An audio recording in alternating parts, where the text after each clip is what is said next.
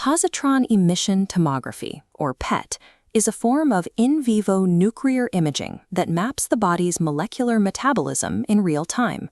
While standard single-photon modalities, like SPECT, rely on heavy physical lead grids to filter radiation, PET hardware contains no such physical collimators.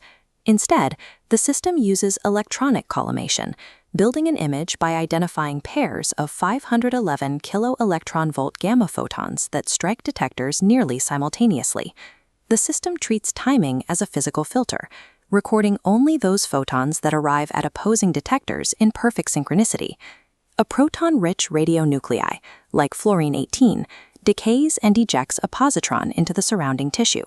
This occurs only when the energy difference between parent and daughter nuclei exceeds 1.022 megaelectron-volts. The ejected positron travels a tortuous path, losing energy through collisions and ionizations. This ionization track is the primary source of the patient's absorbed radiation dose. Eventually, the positron slows and annihilates with a local electron. Their combined mass is converted into two symmetrical, high-energy gamma photons.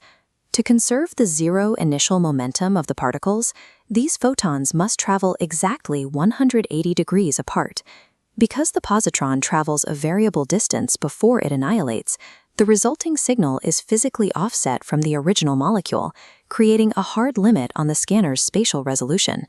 At the macro scale, the scanner must stop these high-energy photons. A standard thin crystal is insufficient. 511 kiloelectron-volt photons punch through most materials. This requires detector crystals with an exceptionally high linear attenuation coefficient, like bismuth germanate or lutetium oxyorthosilicate variants. The scanner architecture consists of rings of these dense detector elements, each separated by reflective material and coupled to sensitive photomultiplier tubes. Image formation relies on identifying the line of response. When two opposite elements detect a photon simultaneously, the annihilation must have occurred along the connecting vector. Opposing hits must be logged within 1 nanosecond to be a valid coincidence. By replacing physical lead collimators with nanosecond electronic timing, the scanner achieves high sensitivity, allowing for the detection of minute metabolic changes. In 2D acquisition mode, the scanner uses tungsten septa to restrict photon angles, blocking photons outside a single cross-sectional slice. In 3D mode, these septa retract completely. The scanner now accepts coincidences from the entire tissue volume at any angle. This configuration increases the raw count rate, providing the sensitivity required for low-dose scenarios like brain or pediatric imaging. However, accepting photons from all angles also increases the recording of false data. Scatter coincidences occur when a photon deflects inside the patient. The system registers the strike, but draws a false line of response, missing the origin. Similarly, random coincidences happen when two unrelated annihilations occur simultaneously, drawing an erroneous line between separate events. The raw data from a 3D scan is a complex web of conflicting signals. Without mathematical filtering, the metabolic map remains obscured by noise. To salvage this raw coincidence data and remove the noise, the system must apply a multi-layered pipeline of complex algorithmic corrections. Attenuation correction accounts for signal lost inside dense tissue. By rotating a radioactive source around the patient, the scanner maps tissue density and compensates for the absorbed signal. This source is also used for normalization, calculating correction factors for sensitivity variances between individual detector blocks.